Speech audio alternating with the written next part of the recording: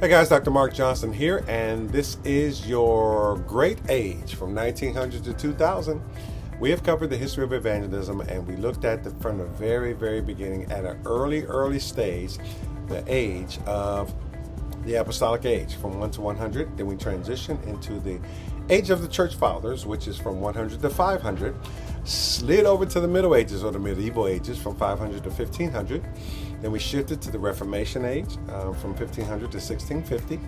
Slid on over to the Puritan / Pietistic stage. That's from 1650 to 1900. Now we're closing it out with the Great Age, 1900 to 2000. So a lot to celebrate as we think through the history of evangelism. And the one thing that stands out in the Great Age is the Welsh revivals. That's right, 1904, 1905, Evan Roberts. And this one was interesting because you really had a revival that was sweeping through the nation. You have, really the Great Awakening. You had the Second Great Awakening. All of those things were kind of lending itself to. So this is the baby of the Second Great Awakening, Evan Roberts, and the principles were simple. Number one, confess every known sin. Number two, put away all doubts. Number three, obey the Holy Spirit promptly. Number four, confess Jesus publicly. And by doing that, we had about 10,000 people confess Jesus Christ in 6 months. Pretty amazing.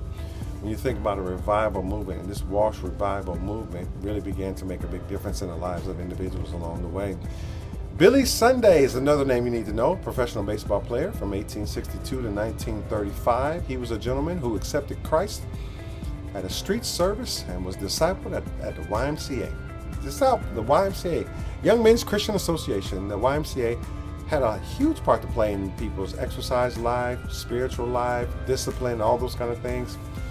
His popularity grew because he preached sermons that were simple. It was very patriotic, talked about the evils of alcohol, those kind of things. Billy Sunday was a remarkable guy from a lot of reasons, made a huge sacrifice to leave his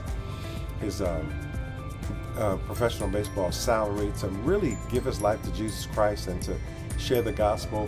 Very animated when he preached sermons. He would slide into home base like you're safe and tell everybody you hit the sawdusty trails, to heaven and all those things along the way. So he really began to pick up a lot of steam and share the gospel with a lot of people. However, World War II, actually World War I, caused his fame to decline. The nation was concerned about the war, what was happening, so the attention shifted from Billy Sunday or the biblical point of view in order to pay close attention to World War I. So those are some of the kind of things that's happened with Billy Sunday. Now, Billy Graham, 1918 to 2018, probably the most famous meeting of his was 1949, the LA Crusade.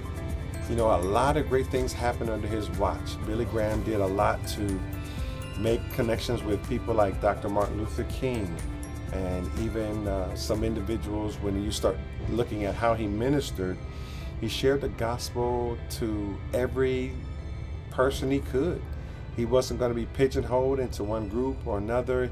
He shared the gospel in multiplicities way, and Billy Graham is one of those individuals who really made a difference on the face of the earth, recently passing in 2018. 1844, youth evangelism was another YMCA thing. Student volunteer movement, YMCA.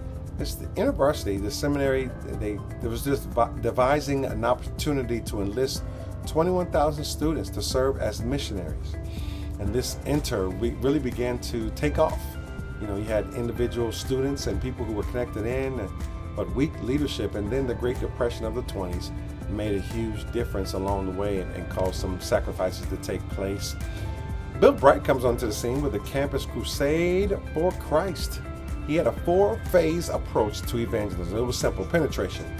Staff members searched for students on campus with leadership potential. Concentration. Staff and student leaders saturated a campus or group with the gospel. They typically wanted to use freshmen in order to do that. Number 3, to saturate. Saturating had everything to do with communicating the gospel to a complete student body. 4, continuation. The staff kept Christ at the center stage. And so all of these things with Campus Crusade for Christ was just that: penetration, concentration, saturation, continuation. And it made a difference in the lives of individuals.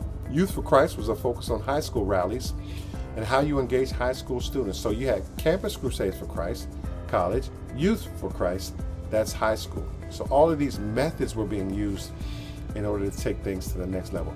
Let's look at Arthur Flake. In 1780, they were trying to teach students how to read, how to write, and to do religion. This is the Methodists and Baptists trusted lay people to teach. And so this was a new movement here because the lay people had an opportunity to share the gospel and to teach others and disciple as well. Arthur Flake had a 4-part formula. He said, discover the prospect.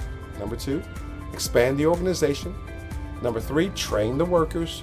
Number 4, provide the space. And number 5, go after the people. This 5-prong approach, I said 4, I meant 5, allowed individuals to have a game plan for making disciples. And I think that is some of the difference that goes on. Let's look at some evangelism training. Yeah, personal evangelism, lay evangelism, schools that were out there. WIN, W-I-N, Witness Involvement Now. Campus Crusade for Christ, we talked about that. Evangelism Explosion, D. James Kennedy. Lifestyle Evangelism, Joseph Aldrich. Trust the witness before they accept the message. And the other movements like Jesus Movement, Church Growth Movement, Secret Movement, and Emerging Church Movement. These were some evangelism training grounds where individuals could learn about evangelism and learn how to do them the right way. Let me grab hold of some resources here. The Master Plan for Evangelism by Robert Coleman. The Bridges of God, Donald McGavran. Out of the Salt Shaker by Rebecca Tibbert. The Soul Winners by Charles Spurgeon. Sharing Faith Without Fear, William Fay. And then Jesus, the Evangelist, Richard Phillips. These give you a little bit of a heads up as to what you can expect during the great age. A lot of great leaders, or great speakers, and building off of what has been in the past through what can be in the future. That's your history of evangelism. I'm Dr. Mark Lewis Johnson Sr. May God bless you and keep you in His perfect peace.